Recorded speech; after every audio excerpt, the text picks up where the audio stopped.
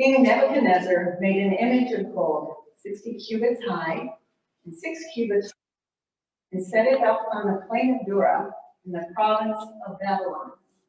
He then summoned the satraps, the prefects, the governors, the advisors, the treasurers, the judges, the magistrates, and all the other provincial officials to come to the dedication of the image he had set up. So the satraps, the prefects, the governors, the advisors, the treasurers, the judges, the magistrates, and all the other provincial officials assembled for the dedication of the image that King Nebuchadnezzar had set up, and they stood before it. Then the herald loudly proclaimed, "Nations and people of every language, this is what you are commanded to do.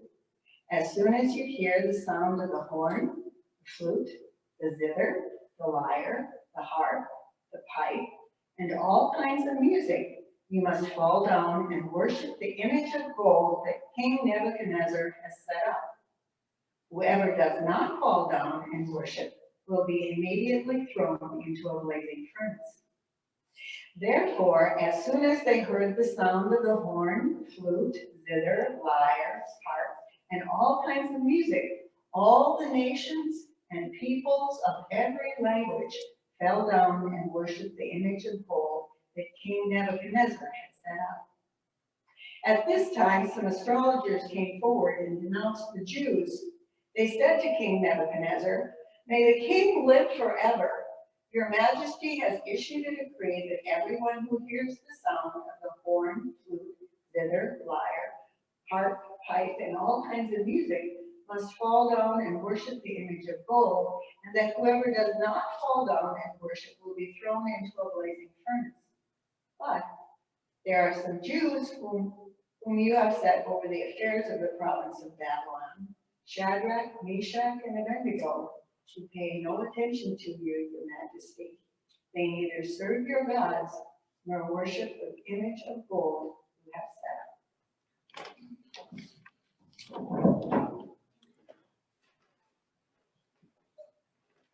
There are a lot of things that have gone on behind the scenes this morning.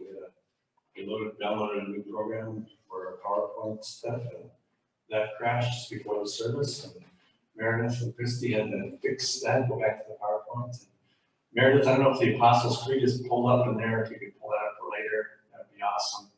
But there's a lot of scrambling that's been done this morning. For Tom and Nina were here the last 2 nights to figure things out for streaming, and some of those things didn't work. So this is something in progress. We'll get better each week when we do this. So to those of you that are watching on Zoom, hi. And we just hope that everything is coming through as it should. This is one of my favorite parts of scripture right here. These Daniel chapter 3, Daniel chapter 1, 2, and 3. And this morning, I'm just thinking about what is faith? What is faith? According to Hebrews chapter 11, verse 1, it says, "Faith is being sure of what we hope for and certain of what we do not see." Faith involves a leap, doesn't it? It's not absolutely certain or provable. There's a mystery part of it, an uncertainty part of faith. It's not being able to hold it in your hands and examine it. There's a leap of faith that's involved in it. You can look at all the facts and then make that a reasonable leap to faith. It is not the force. It is not a feeling. It's not emotions, although it can be emotional. There is evidence that we look at, and we look at it all, and we decide, is this what makes best sense in this world? Does it best describe how life is and how we deal with it? Then there's the testimony of others when we hear of their faith, and we see that something is real in their life, something is happening, something is changed in their life. We know that there is something there, that faith is there. Today we're going to look at 3 young men who had to make a very difficult decision. They'd been in a few different situations already that required a stand for faith in God, but this was the biggest one they faced yet. If you have your Bibles, jump back to the first chapter of Daniel. It's in the first couple of verses says that Jerusalem was besieged by Nebuchadnezzar. I want you to notice something there. It says that the Lord gave Nebuchadnezzar victory. Now, why in the world would God give a heathen king victory over his people? Well, this was judgment. This was judgment on Israel. It was told that this would happen. And so he's using a country that is even more wicked than what Israel was to bring Israel back to himself. He also, it says, permitted them to take sacred objects from the temple. And if you go on in the story, it's that as Shadrach, Meshach, and Abednego and Daniel were taken, and they were taken from the royal families, and they were handsome, and they were those that could have had understanding and learning. And it says that God gave chief respect and affection for Daniel. God gave, goes on, it says, God gave the four unusual aptitude for learning in literature and wisdom. Daniel was given the ability to interpret visions and dreams. And at the end, when Nebuchadnezzar was interviewing all of the people who had been brought in and trained, they found that Shadrach, Meshach, and Abednego and Daniel were 10 times smarter than the rest, because God had given them an unusual ability to understand those things. In the midst of them being taken into a foreign country, in the midst of what seems to be a very, very bad thing, God is in control. God is the one who is orchestrating things here. In the second chapter, Nebuchadnezzar now has nightmares. And he wants his magicians and enchanters and sorcerers and astrologers to tell him the dream and then interpret it. Their answer is, tell us the dream and we'll interpret it. He says, no, I'm serious, guys. You tell me the dream and you interpret it. And they say again, no, King, you need to tell us the dream and then we'll interpret it. That's how these things work, King.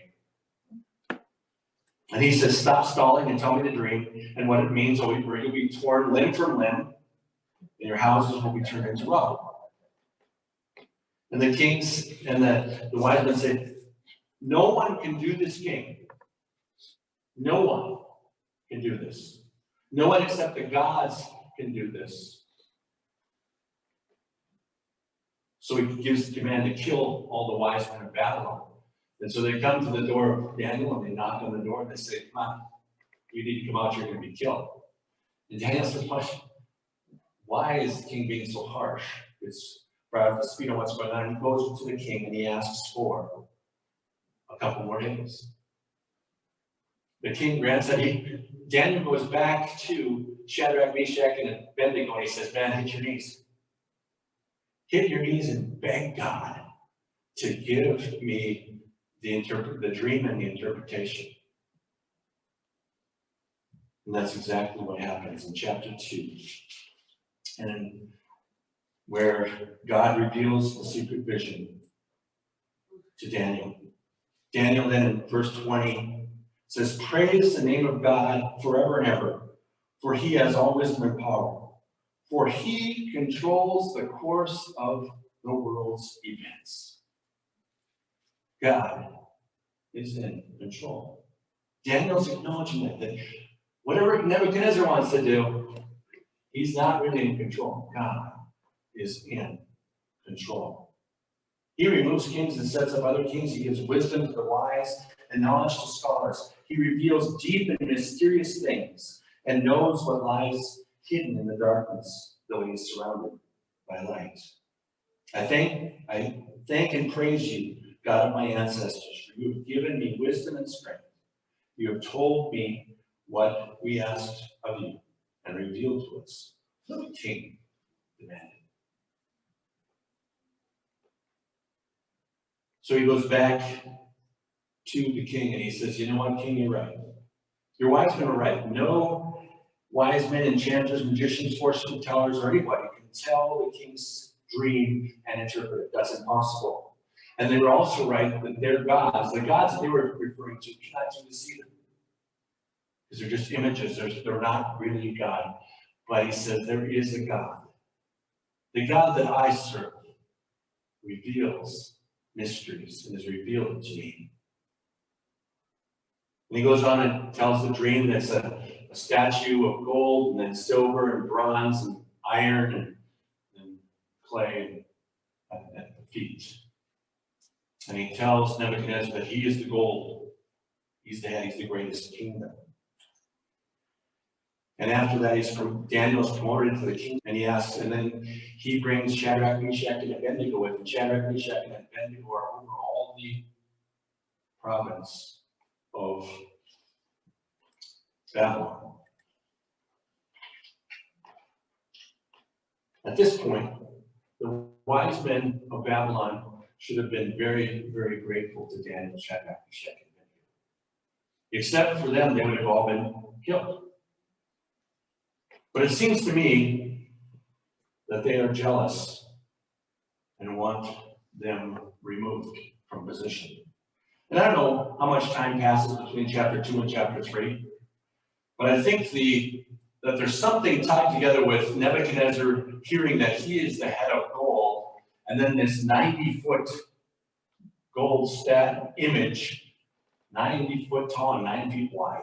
I think the two are tied together, and I don't know if these magicians and astrologers and stuff are whispering in the king's ear saying, you are the greatest, and you should be worshipped. Some people think that the image was of Nebuchadnezzar and that they were actually worshiping him as a god, but not many people think that. They think it's just an image. So I think the magicians and the astrologers and wise men kind of are cooking this up behind the scenes, or encouraging Nebuchadnezzar to have people fall down and worship this image. And if they did not, that they would be thrown in the fire. Because they knew Shadrach, Meshach, and Abednego would not bow down, and thus they'd be rid of them. The choice here for Shadrach, Meshach, and Abednego could not have been clearer. Bow down and worship, or be thrown in the fire. This is the most powerful man in the world. Nebuchadnezzar is the most powerful man in the world at this point. He gets what he wants. But again, you have to stop and ask the question, who is in control? Who is really in control? And it's easy for us to answer that question, well, sure, God's in control, because we know that Shadrach, Meshach, and Abednego go into the fire and they come out. Shadrach, Meshach, and Abednego, you put yourself in their position. They don't know that at this point. They don't know the end of the story. They have to decide based on what they know at this point. They're going to lose their jobs. I mean, they got good jobs. They probably have nice houses. And they're living a pretty good life in Babylon. And if they bow down, they get to keep all of it. If they don't, they're dead. That's not an easy thing to do. Or maybe it is. Because they understood that if they bowed down, that they would be breaking the first and greatest commandment, to love the Lord your God with all your heart, soul, mind, and strength. I don't know how early on that they heard about the statue being built and the decree that was going to be issued, but I would guess that they knew before it was actually done and before it was issued. That they'd gone out to the desert and looked at the progress of the statue. That they talked together and they had resolved, the three of them together, that this is what we are going to do when this happens. I think that's what we need to do. When we face things that we don't know, what should we do? Or we need strength because we know what we should do, but it's going to be hard to do it. We need to get other people. We need to stand together. Stand together in this. They cannot yield to this. So the day arrives with all of its pomp and circumstance. Can you imagine? Can you imagine all of the pomp and circumstance that's going on this day? This is the biggest deal for Nebuchadnezzar so far, I think. He's invited everybody who's anybody to this event. And everybody who's anybody is going to, when they hear the music, is going to bow down before this image.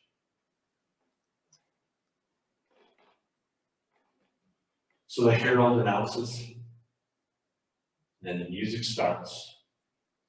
Everybody hits the ground, except for at least these three guys. I'm thinking there's probably more, but at least these three guys that said, no, we're not bowing down. The astrologers, as they were bowing down, I think they took a peek back and they saw that Shadrach, Meshach, and Abednego were still standing, and they reached out and gave each other fist bumps. It's working. The plan's working. And they got up. They went to Nebuchadnezzar and they said, hey, there's some of these Jewish guys who you promote over the province of Babylon. They're not paying you any heed. They're not paying you any heed. They're not bowing down to the image, and they're not worshiping your gods. And he gets furious. It says with rage. And he orders Shadrach, Meshach, and Abednego brought into his presence. And there's just something about when I read the text that says to me that he didn't fully realize who these guys were. Because when they come into his presence, what he should have done, they've already broken his command or his decree, right? And what they're supposed to do is be thrown in the furnace immediately. But he takes them into his place, and then kind of like when he sees them like this, he's not quite as mad because he says, I'm going to give you a second chance. And if when you hear the music this time, you bow down, it's all good. It's all good. Now, if he didn't like these guys, that wouldn't have been, I don't think it would have been a choice at all. They just got in the furnace. But he actually gave them a second chance. Then he says something here that's key. And then, what God will be able to save you from my hand?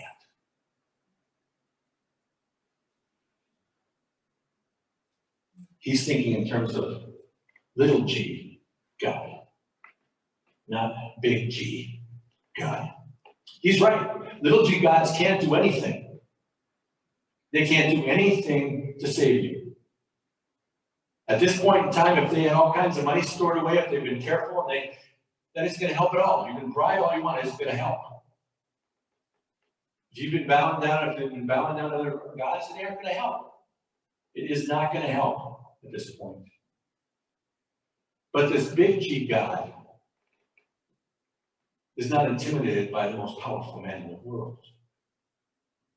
He's dealt with that before. When he got the Israelites out of Egypt. And Pharaoh, the most powerful man in the world, chased them to the Red Sea, and God parted the Red Sea, and the Israelites got across, and Pharaoh's army was drowned. He's not intimidated by the most powerful man in the world. Listen to the response of Shadrach, Meshach, and Abednego in verses 16 through 18. O Nebuchadnezzar, we do not need to defend ourselves before you. If we are thrown into the furnace. If. So I don't know if they were thinking like suddenly they were going to become like Thor's hammer, where nobody can pick it up except Thor. So they're going to get frozen to their spot and nobody can pick them up and throw them into the furnace. I don't know what they were thinking, but this says if we're thrown in the furnace, or if they're just going to poof, disappear. I don't know what they were thinking, but this if we are thrown in the furnace. So that's the first thing they're thinking. This is not a given yet that we're going to go into the furnace. And the God who we serve is able to save us. That's a fact. They believe that with all they have. He's able. to say this. He will rescue us from your power, O your majesty. So they're confident that somehow, some way, that God's going to do this. But then they say, even if he doesn't. And we had that song by Mercy Me on the web for a few days, or I don't know, actually a week or so. I hope you got to listen to it. But it's based on this, that even if you don't, when we're facing things in life, and we're praying, God, remove this from me, heal me from this. I know you're able, God. I know you can do this. I know you can do this. It's not a big deal for you. Just reach out and touch and it's done. But even if you don't, I'm still going to serve you with everything that I have.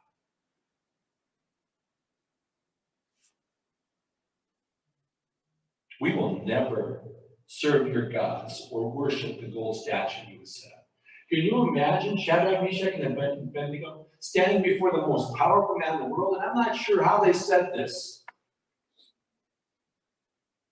But one of the things I imagine is that they stepped forward and said, we will never serve your gods or bow down to your image. And that would, and then, because it says that Nebuchadnezzar's face changed. His rage, it got to be, I mean, this was a personal now affront, a challenge to him. He got, I mean, if he was ticked before, now he's really ticked. And he orders the furnace heated up 7 times hotter. I'm not sure how you do that, but they did.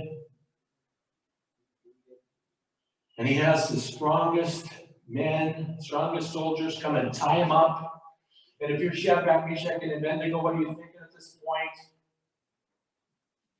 Anytime, no, God. Anytime you can, then they're getting tied up. And then as they get thrown on top of these strong guys' shoulders, they're thinking, yeah, anytime, God, anytime. And then I think they realize it ain't gonna happen. They turn to each other and go, love you, man. It's been good. It's been good. We kept the faith, didn't we? Right to the end. And then something weird happened. They're thrown into the fire. And they're going like, I don't feel any heat. I don't feel any heat. My ropes are gone, but I don't feel any heat. Shadrach, Meshach, you feel anything? Who's that? Is that Jesus? Or an angel?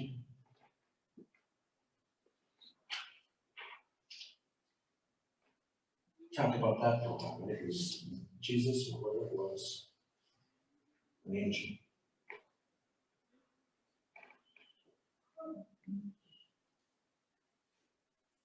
And the angel of Jesus says, yes, your faith is remarkable. Your courage to stand in the face of death is amazing. Now go out and show the people that salvation comes from the Lord.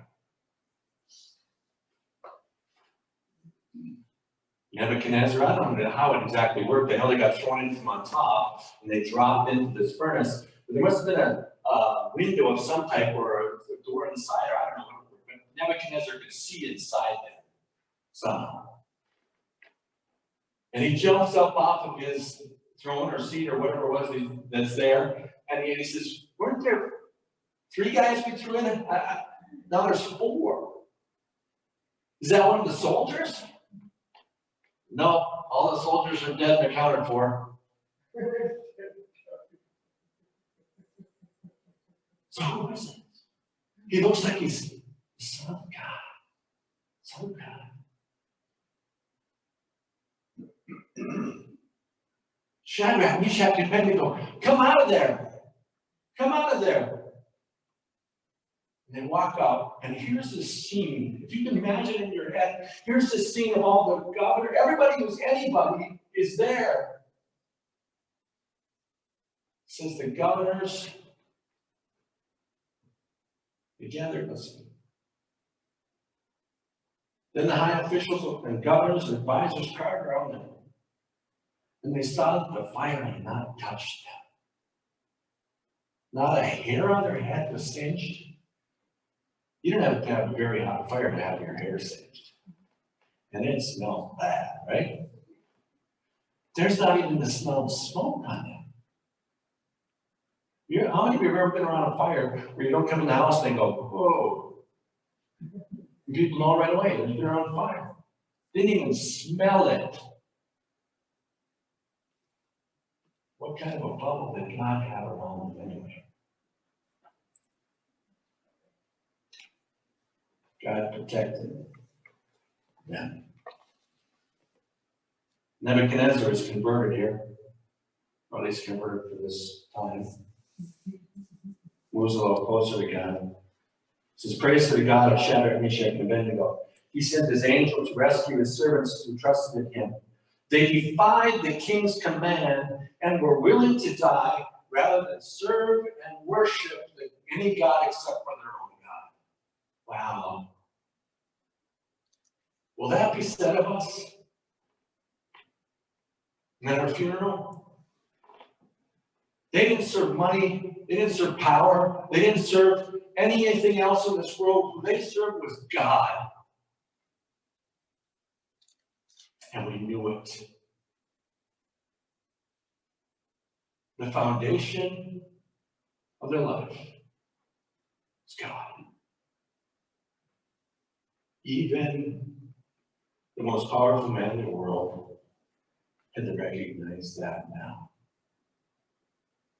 In a typical fashion, he goes off and he says, therefore I make a decree, if any people, whatever their race or nation or language, speak anything against God, the God of Shadrach, Meshach, and Abednego, they will be torn from them, their household return to the kings of Rome.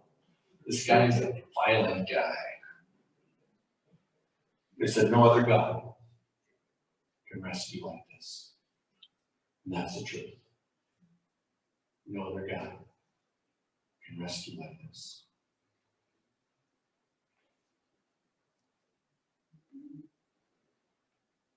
Shadrach, Meshach, and Abednego are promoted. I read the scheme behind the scenes. The astrologers, their plan failed utterly. Now these guys are even higher.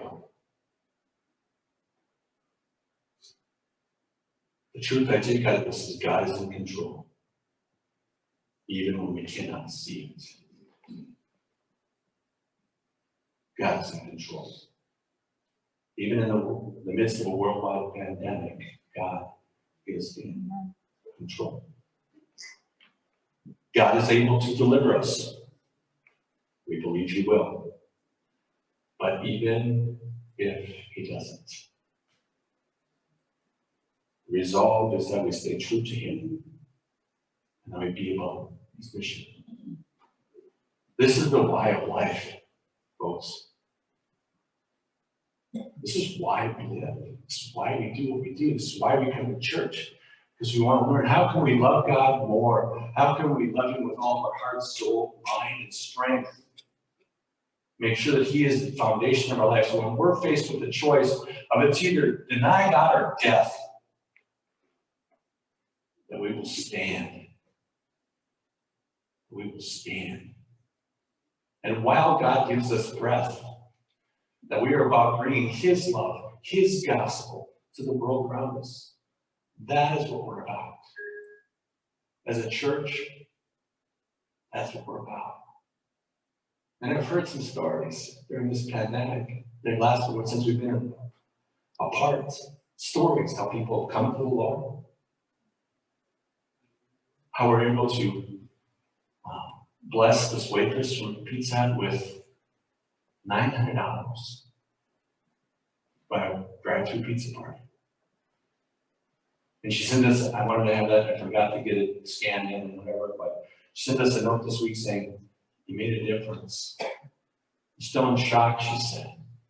Still in shock about how kind you guys are. Amazing. Then we were able to give 5,000, how much was the check for? Sheila, how much did we give to the Uganda? It was a little over A little over $5,000 we're able to give to go to Uganda to help with medical needs there. That's gonna help over 1,000 people. Can you imagine? It's gonna help over 1,000 people get medical care, dental care. and that was an easy change. Yeah, that was when I was a change. Noisy change. Yeah. So, making a difference here, across the world. We've been able to help and give groceries to McKinley during this time. Truckloads of groceries, been able to do other things like that. Those are the things we need to keep on doing, being creative. How can we reach the world around us? Just because we're told we need to wear masks and we need to stay 6 feet apart doesn't mean we can't minister for God. We can. We have been. We will continue to do that. That's what needs to be our foundation. Survival is good. It's not necessary. It's not. There's a higher calling. Be about loving God and about His mission. I'm proud of you for what you've done. Continue to do that. Continue to keep that at the center of who you are. Let's pray.